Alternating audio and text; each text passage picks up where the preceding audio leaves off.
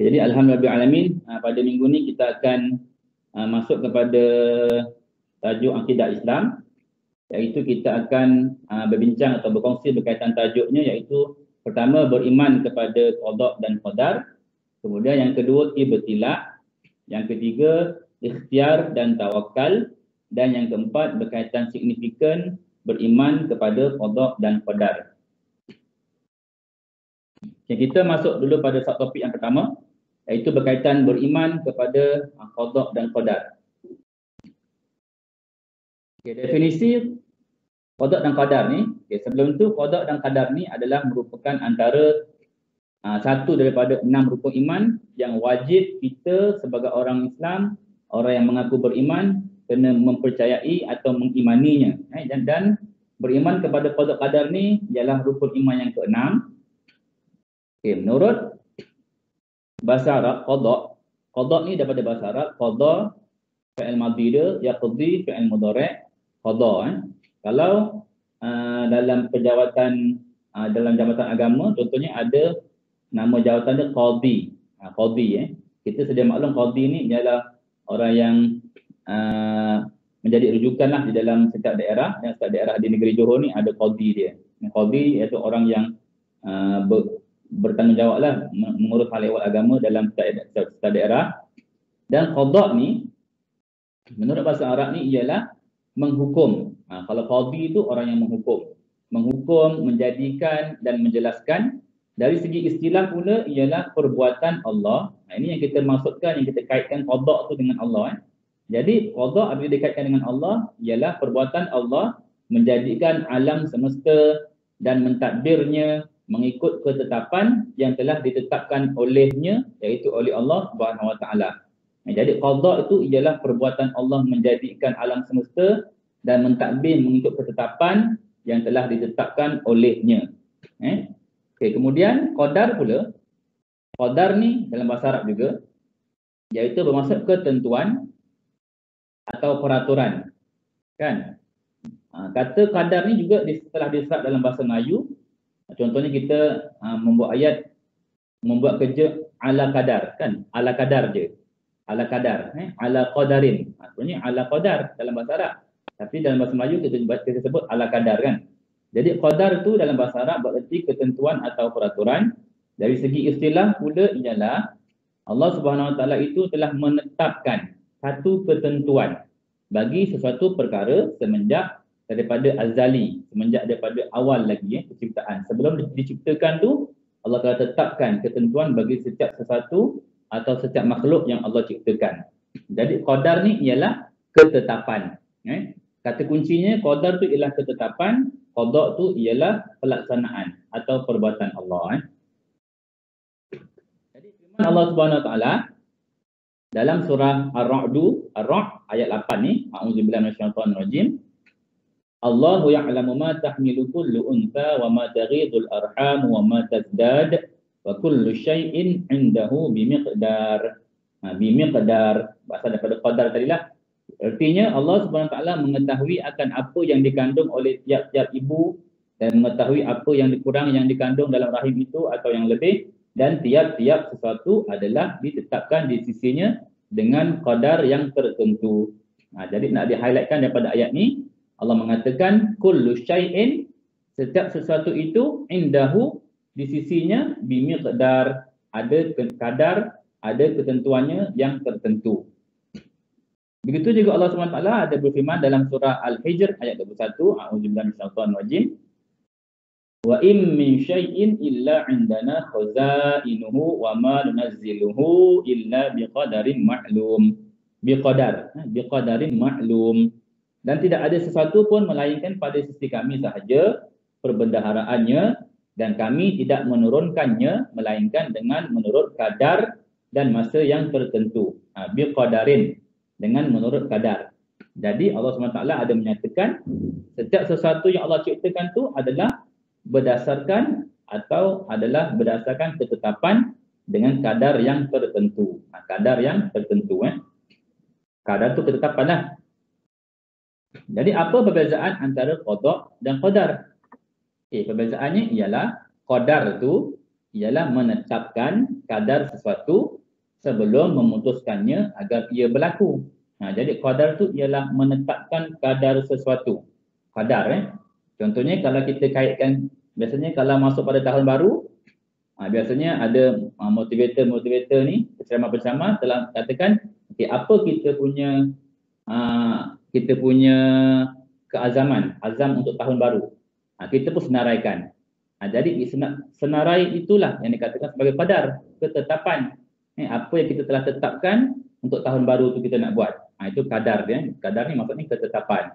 Cuma bezanya ketetapan kita itu tidak mungkin terjadi kecuali dengan izin Allah. Tapi qadar Allah ni memang tetap terjadi kerana ianya adalah kadar daripada Allah yang Maha Berkuasa. Jadi qada pula ialah menjadikannya berlaku mengikut apa yang telah ditetapkan. Jadi setelah ada qadar, ada ketetapannya, maka barulah berlakunya qada. Qada tu menjadikannya berlaku.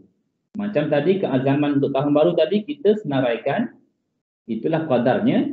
Lalu kita pun berusaha menjadikannya realiti, menjadikannya benar-benar berlaku, maka usaha kita tu dinamakan qada. Itu kalau berkaitan dengan kita manusia lah. Tapi usaha kita tu tak tentu terjadi lagi, tapi usaha Allah atau qada Allah ni tetap akan berlaku sebab Allah Maha Berkuasa. Jadi ini bermakna qadar itu atau ketetapan itu berlaku lebih dahulu daripada qada. Maksudnya adanya qadar dulu baru berlakunya qada. Dan kedua-duanya saling lazim melazimi dan tidak mungkin terpisah. Itu qada dan qadar lah. Jadi seorang ulama namanya Ibnu Athir mengumpamakan qadar itu adalah seumpama asas atau tapak binaan, dan qada pula ialah binaan yang dibangunkan di atas asas tersebut. Ini contoh contoh ataupun untuk gambaran yang lebih mudah lah. Jadi qadar tu asas dia, tapak dia, qada tu binaan di atas asas. Maksudnya qadar tu ketetapan yang telah ditetapkan, qada tu pelaksanaan ketetapan tadi. Itu qada dan qadar lah. Macam mana cara kita beriman dengan qada dan qadar? Cara beriman yang pertama, kita kena mempercayai. Sebab iman tu maksudnya percaya. Jadi kita kena percaya bahawa Allah SWT itu adalah zat yang maha kuasa di seluruh alam ini untuk menentukan dan mengaturkan sesuatu yang ada di alam ini. Kita kena yakin dengan sebenar-benar keyakinan Allah lah satu-satunya Tuhan yang maha kuasa yang mengatur setiap sesuatu dalam alam ini. Ini yang pertama. Yang kedua, kita kena yakin juga bahawa apa yang Allah nak pasti akan terjadi. Apa yang Allah tidak kehendaki tidak akan terjadi. Kerana Allah Maha Berkuasa. Allah berkehendak apa-apa juga yang dikehendaki akan terjadi. Itu cara yang kedua, kita kena yakin. Dengan erti kata lain, setiap perkara yang dah pun berlaku sebelum ini ataupun yang mungkin sedang berlaku yang kita tak tahu ni sekeliling kita tu, ataupun esok, lusa, tahun depan lagi apa yang akan berlaku tu, semuanya Allah dah tahu dan telah pun tertakluk di bawah qada dan qadar Allah Subhanahu Wa Taala. Semuanya berada di dalam ilmu Allah Subhanahu Wa Taala. Ini cara kita beriman dengan qada dan qadar lah. Okey, berapa peringkat dalam keimanan kepada qada qadar ni? Ada 4 peringkat. Yang pertama, kita kena beriman dengan ilmu Allah. Kita beriman. Peringkat pertama tentang qada qadar ni, caranya ialah kita percaya ilmu Allah itu ialah ilmu yang pun sejak azali lagi. Qadim ni lawan baharu. Qadim ni lama, lawan dia baharu, jadid, baru. Tapi ilmu Allah ni bukan baru ada. Ilmu Allah ni telah lama ada sejak azali lagi. Jadi kita kena beriman, percaya ilmu Allah tu amat luas dan telah pun sejak azali lagi Allah pun telah ada ilmu. Jadi yang kedua, kita kena percaya juga beriman bahawa setiap ketetapan yang ditulis oleh Allah Subhanahu Wa Taala itu hanya diketahui oleh Allah Subhanahu Wa Taala. Sebagaimana kita telah terangkan sebelum ni, Allah Subhanahu Wa Taala telah menurunkan sekaligus ayat-ayatnya, iaitu ayat Al-Quran tu, wahyunya tu di Lauhun Mahfuz, fi Lauhin Mahfuz, di Lauh Mahfuz. Jadi kita juga kena percaya Allah juga telah tulis ketetapan-ketetapan tertentu bagi setiap makhluknya di Lauh Mahfuz. Di lauh mahfuz tu di mana? Wallahu a'lam, kita tidak tahu. Jadi Allah dah tulis, kita kena percaya dan yakin Allah telah pun tetapkan ketetapan kita semua ni, makhluk ni, bulan, bintang, bumi dan sebagainya di lauh mahfuz. Itu yang kedua. Yang ketiga, kita kena yakin dan beriman juga apa yang Allah nak akan terjadi, akan terlaksana kerana Allah Maha Berkuasa. Kekuasaan Allah tidak terbatas. Kita kena yakin Allah tu boleh buat apa sahaja yang Allah kehendaki. Kita kena yakin dan beriman tentang perkara tersebut. Seterusnya yang keempat, kita kena beriman dan percaya juga perbuatan Allah itu mengadakan semua makhluk dan Allah adalah Khaliq.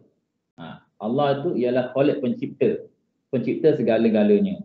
Pencipta makhluk, pencipta ketetapan bagi setiap makhluk, pencipta bagi kehendak setiap makhluk, pencipta segala-galanya. Kita kena percaya. Jadi ketetapan Allah tu Allah yang cipta dan pelaksanaan untuk ketetapan tu juga Allah yang cipta. Allah juga yang berkehendak melakukannya. Jadi ini 4 peringkat lah bagaimana cara kita nak beriman dengan qada dan qadar. Kemudian ibtila. Ibtila ni apa dia? Ibtila ni ada kaitan dengan qada dan qadar. Ibtila ni definisinya ibtila berasal daripada bahasa Arab ibtala. Ibtala iaitu ujian. Biasanya bahasa Melayu kata balak. Balak bencana. Balak tu ambil daripada sempena bahasa Arab lah. Balak, ibtala, balak, ujian. Jadi ujian Allah SWT itu merupakan perkara penting dalam persoalan takdir. Takdir atau ketetapan tadi, ataupun qadar tadi, ketetapan, termasuk dalamnya ada juga ujian-ujian. Ujian-ujian.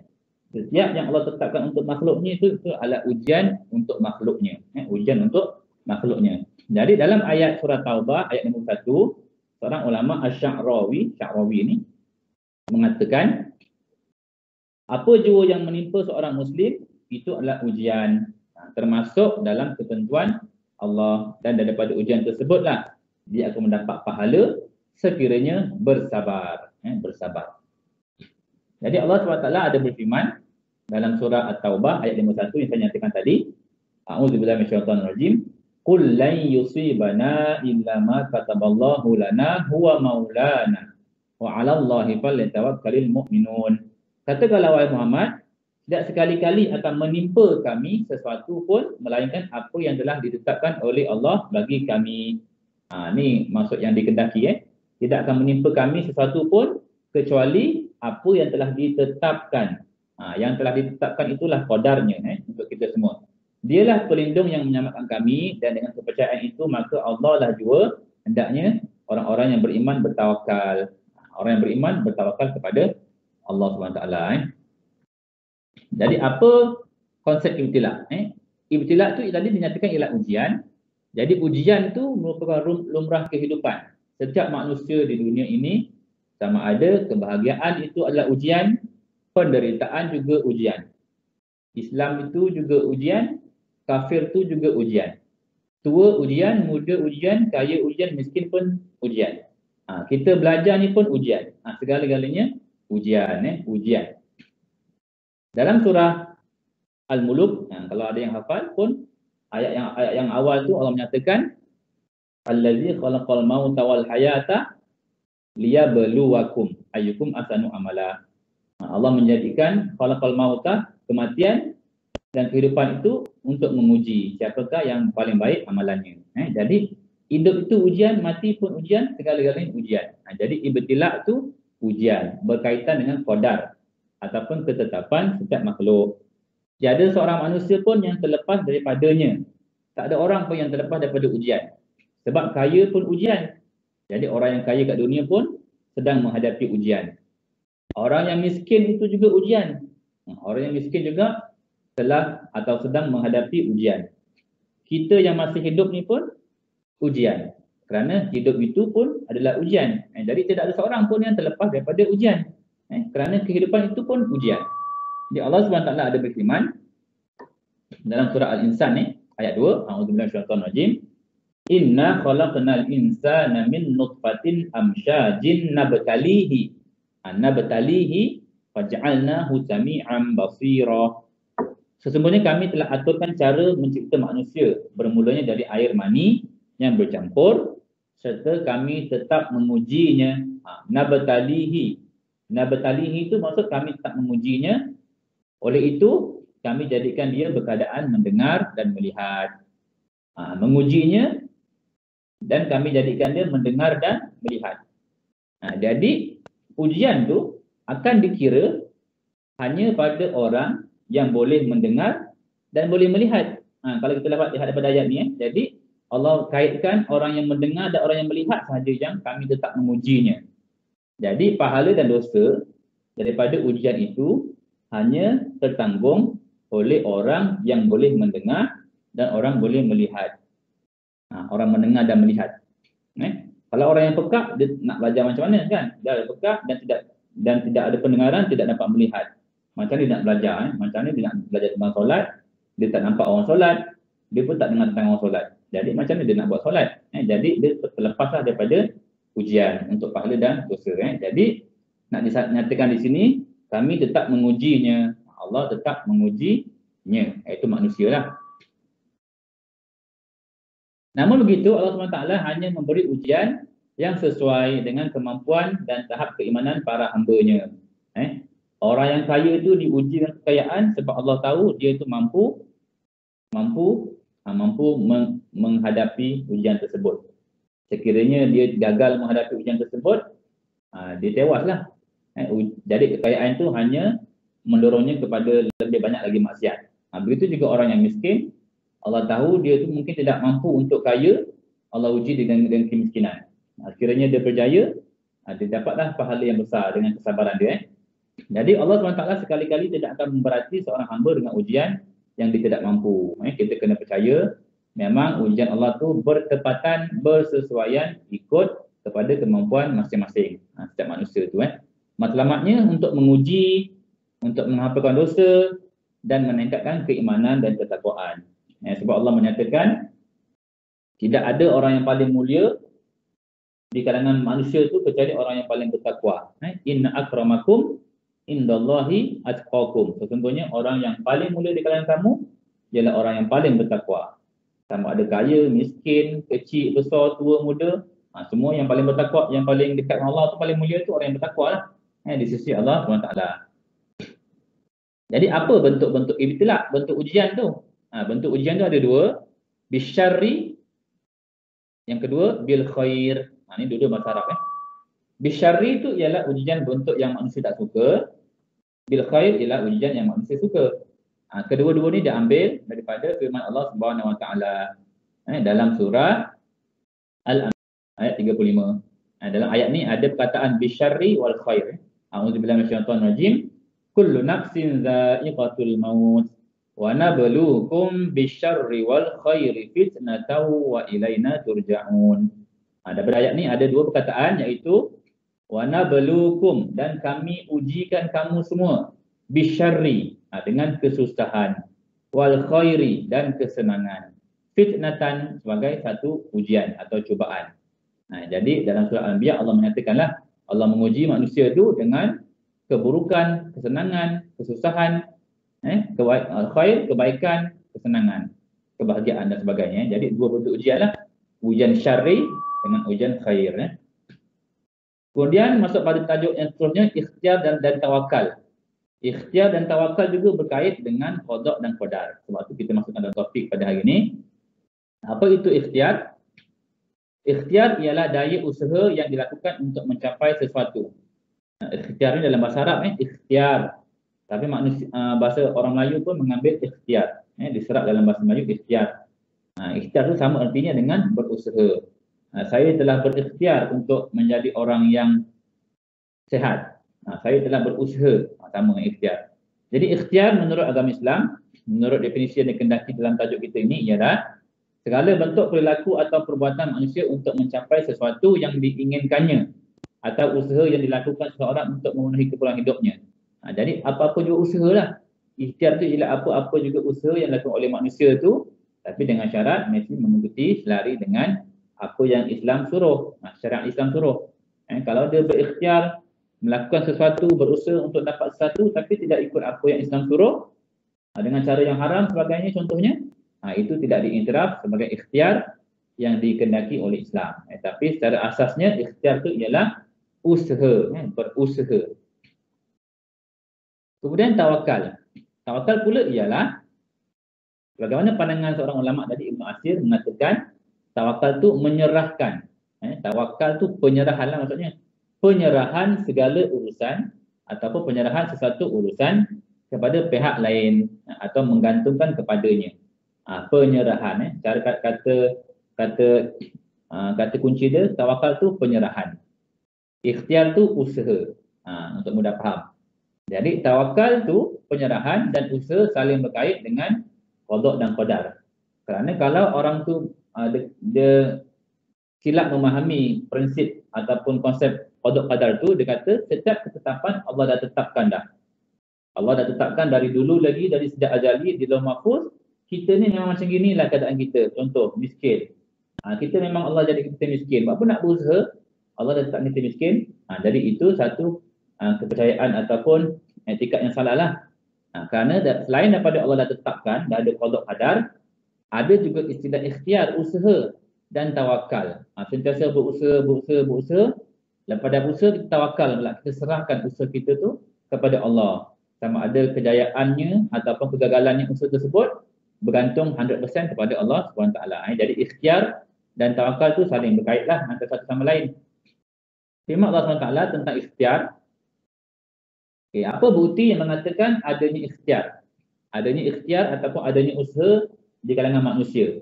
Dalam ayat ni Allah telah menyebutkan dalam surah Ar-Ra'd ayat 11 ni yang saya highlight tu, iaitu pada ayat innallaha la yughayyiru ma biqaumin hatta yughayyiru ma bi anfusihim. Ayat tu ayat baris pertama yang hujung tu, innallah, sesungguhnya Allah la yughayyiru, tidak mengubah apa yang ada pada satu kaum sehingga mereka mengubah apa yang ada pada diri mereka sendiri.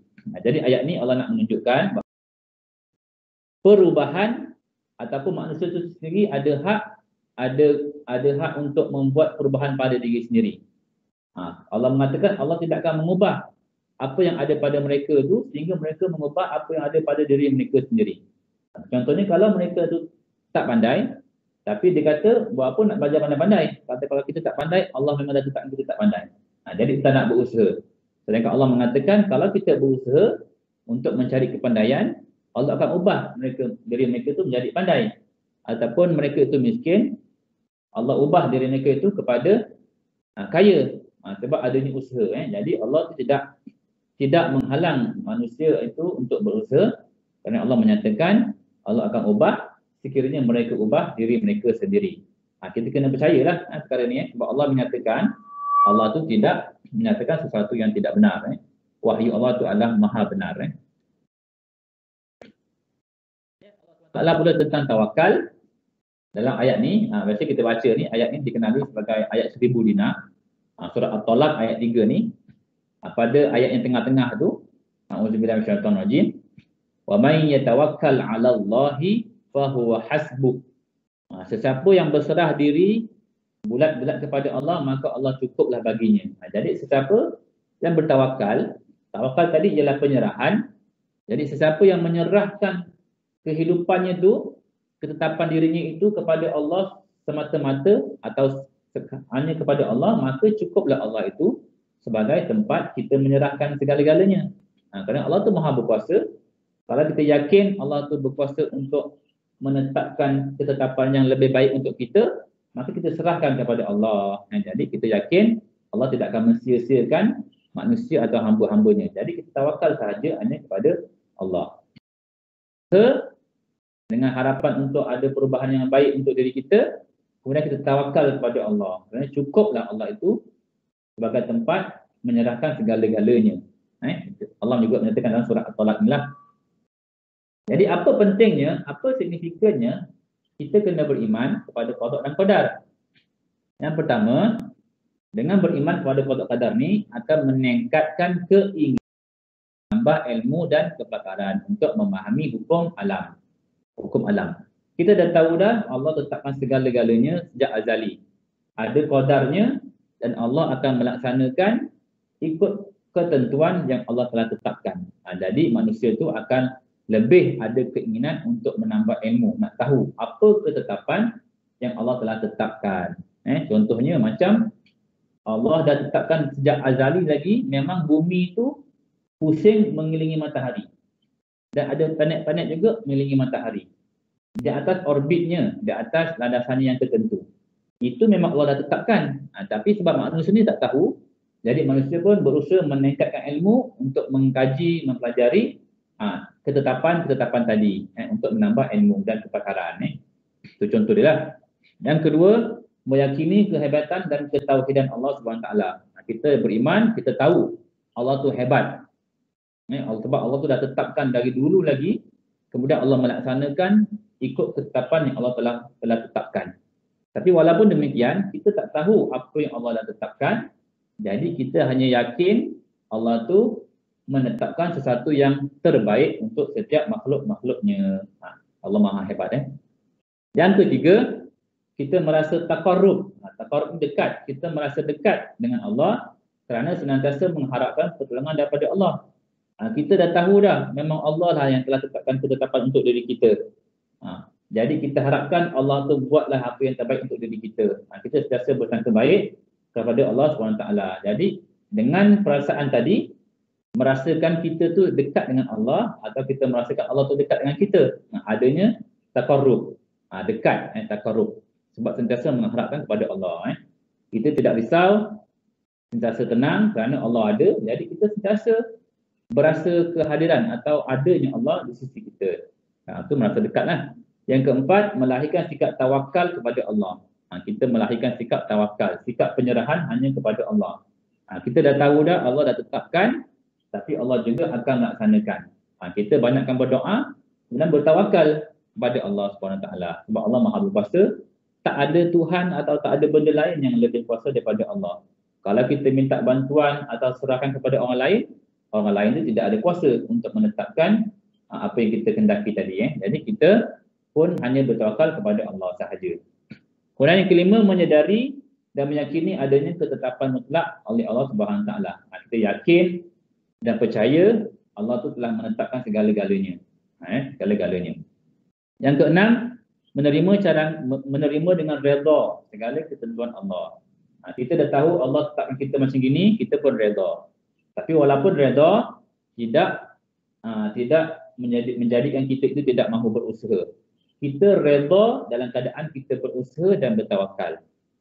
Berkaitlah. Berkait antara qada qadar, antara ujian, ikhtiar dan tawakal. Semua itu berkait, saling berkait. Jadi yang ketujuh, senantiasa bermuhasabah diri di atas setiap tindakan dan kelakuan kita dengan berusaha memperbaiki ke arah yang lebih baik dan menepati kehendak Allah Subhanahu Taala. Jadi kita semua dah yakin Allah dah tetapkan semua ketetapan untuk diri kita. Ini untuk konteks diri kita lah. Kemudian kita pun berusaha dan bertawakal, menyerahkan diri kepada Allah Subhanahu Taala terhadap setiap usaha yang kita lakukan ataupun setiap ujian yang kita hadapi itu kita lakukan dengan kita bertawakal kepada Allah. Jadi semua saling berkait.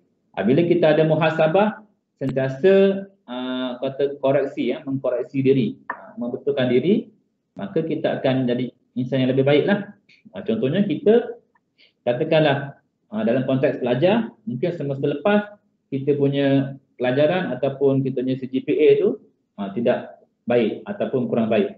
Jadi kita koreksi muhasabah dengan kita tambahkan lagi kita punya ikhtiar dan kita tambahkan lagi kita punya keyakinan dan tawakal kita kepada Allah dengan usaha yang selari atau yang lebih lagi daripada sem-sem lepas, maka insya-Allah hasilnya juga lebih baik. Hasilnya lebih baik sebab kita telah mempergandakan usaha, telah menambahkan tawakal dan telah mengharapkan dengan sepenuh pengharapan dan bersangka baik Allah itu akan bantu kita, maka insya-Allah keputusannya lebih baik daripada yang lepaslah. Jadi itu konsep beriman kepada qada dan qadar. Apa kesimpulannya?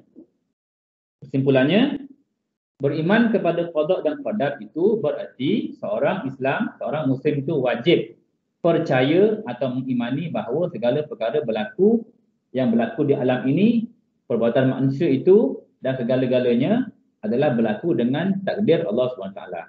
Ini kesimpulan yang pertama. Yang kedua, semuanya itu telah ditakdirkan sejak azali. Azali itu apa? Sejak dahulu lagi, sejak awal. Azali itu sejak zaman sejak dulu, sebelum adanya penciptaan makhluk ni, itu namanya sejak azali lah. Telah ditakdirkan sejak azali. Dia berlaku dengan khalq. Khalq itu ciptaan dengan iradah, keinginan, dengan masyiah, kehendak Allah SWT. Walaupun begitu, manusia ada ikhtiar untuk melakukan perbuatan tertentu. Yang ketiga, seorang muslim juga wajib beriman kepada ilmu Allah SWT yang bersifat menyeluruh. Allah mengetahui segala-galanya, menyeluruh. Tidak ada satu pun yang terlepas daripada ilmu Allah. Sebab Allah tu yang mengetahui segala-galanya. Kemudian kita beriman bahawa takdir segala kejadian itu telah pun tertulis di lauh mahfuz. Kita juga beriman bahawa Allah itu pencipta segala kejadian. Apa yang berlaku makhluk tu Allah yang menciptakan. Kemudian kesemuanya itu kita beriman bahawa kesemuanya itu berlaku dengan masyiat Allah, kehendak Allah yang pasti akan terjadi dan tidak dapat dihalang oleh sesiapa pun. Kita juga yakin bahawa Allah itu maha adil. Ini paling penting. Kita meyakini, percaya bahawa Allah itu maha adil dan tidak menzalimi hamba-hambanya. Dan meyakini bahawa segala perbuatan Allah itu ada kebaikannya dan Allah tidak melakukan sesuatu dengan sia-sia. Dengan sia-sia. Ini yang paling penting lah. Kalau kita silap faham tentang konsep qada dan qadar tadi, kita tidak mahu berusaha. Contohnya dia kata dia dah miskin, dia kata itulah takdir dia, maka dia telah mengamalkan satu kefahaman yang salah lah. Kerana Allah itu maha adil dan tidak meletak, dan adil itu maksudnya tidak meletakkan sesuatu pada tempatnya. Itu adil. Jadi kalau kita tu sesuai berada di keadaan itu, maka Allah lebih mengetahui tentang keadaan kita. Itulah sebut sedikit tentang kita topik pada hari ini berkaitan beriman dengan qada dan qadar Allah Subhanahu Wa Taala. Okey, jelas tak apa yang saya kongsikan?